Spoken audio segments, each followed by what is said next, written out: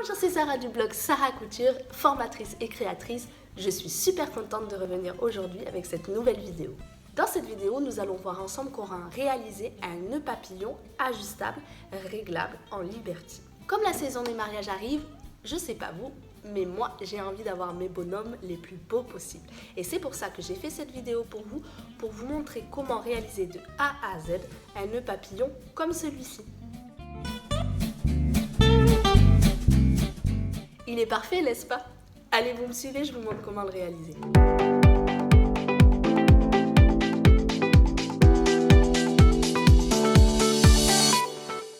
Pour réaliser le nœud papillon, vous aurez besoin du patron qui est disponible dans la barre de description qui est juste en dessous de la vidéo. Dans ce patron, vous aurez le choix entre deux modèles, le modèle homme et le modèle enfant.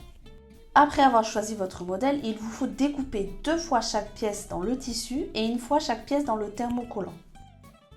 Vous aurez également besoin d'une réglette de 2 cm de large et le fermoir qui va avec. Alors, la première étape consiste à thermocoller les pièces, c'est-à-dire à coller un renfort sur les 2 parties du nœud à nouer. On va venir alors coller ce renfort sur l'envers au fer à repasser. Une fois que l'on a renforcé les pièces, on va prendre chaque pièce et son double, les superposer endroit contre endroit et épingler le tout.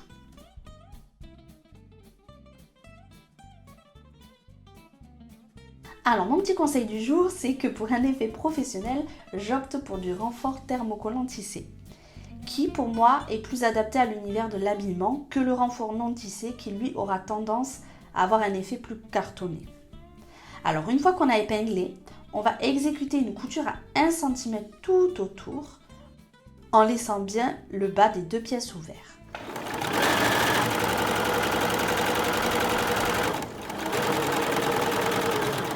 Dégarnir ensuite les coutures, c'est-à-dire couper la valeur de couture à 0,5 cm du bord. Alors pour le patron enfant, comme les arrondis ne sont pas prononcés, on va couper la valeur de couture et ça suffit. Si les arrondis sont plus importants et prononcés comme sur le modèle homme, je vous conseille de cranter les arrondis plutôt que de dégarnir. C'est-à-dire en fait ça va consister à venir faire des cisailles sur tous les arrondis pour assouplir le tout et quand on va retourner, l'arrondi va se former parfaitement. Une fois les coutures dégarnies, coupez les angles pour éviter les épaisseurs et avoir des angles qui sont mieux dessinés comme ceci. Pour finir, retournez le tout et passez les 2 parties du nœud au fer à repasser en faisant bien en sorte de ressortir la couture. Sur chaque ouverture, il nous faut exécuter une finition au point zigzag ou au point surgé. Prenez la partie la plus longue du côté thermocollant face à vous et là vous allez insérer la réglette en commençant du dessous vers le dessus et ensuite la faire repasser de l'autre côté, du dessus vers le dessous.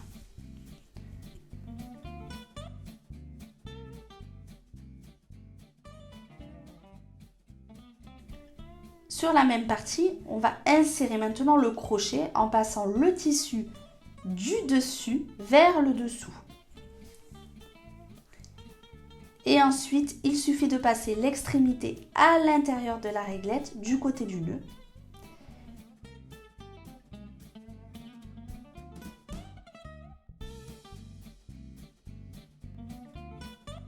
Une fois sortie, on va la faire passer de l'autre côté dans l'autre trou.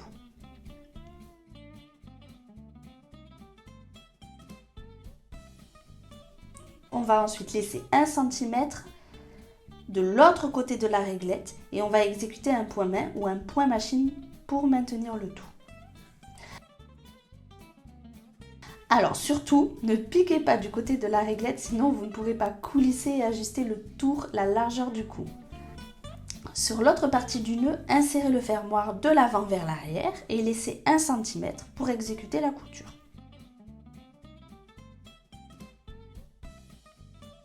Donc voilà, je suis venue réaliser mes 2 coutures pour les maintenir, du côté du fermoir et du côté du crochet. Donc du côté crochet, vraiment il est indispensable de coudre, de maintenir la couture sur la partie basse et non la partie supérieure, parce que si on coud sur la partie supérieure, on ne va pas pouvoir ajuster le tour du cou et coulisser. Donc c'est vraiment important de coudre sur la partie inférieure.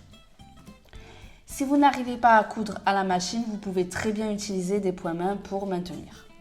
Allez, c'est notre étape finale, nous passons maintenant au nouage du nœud. Alors, du côté thermocollant, face à vous, vous mettez le pan le plus long sur votre droite, celui avec la petite réglette, et le pan le plus court sur votre gauche.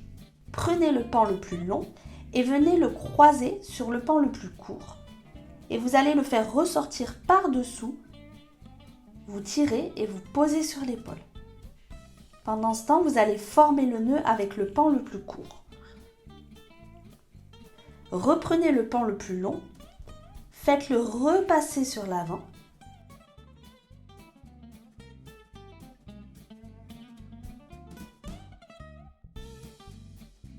Et pliez-le comme ceci.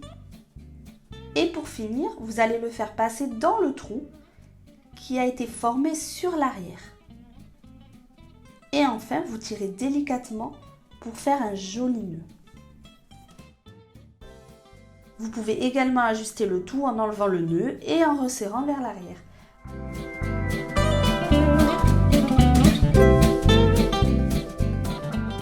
Et voilà, notre vidéo sur le nœud papillon est terminée. Donc nous avons vu ensemble comment réaliser ce joli nœud papillon à nouer soi-même, comme des pros, réglable avec une petite réglette et un fermoir. Donc vous pouvez le faire pour vos petits bonhommes ou vous pouvez le faire pour vos grands garçons. Maintenant, je vous laisse à la réalisation. Je vous retrouve dans une prochaine vidéo. Pensez à télécharger mon e-book gratuit pour tous ceux qui ne l'ont pas encore téléchargé. Puis je vous dis à bientôt. Ciao, ciao!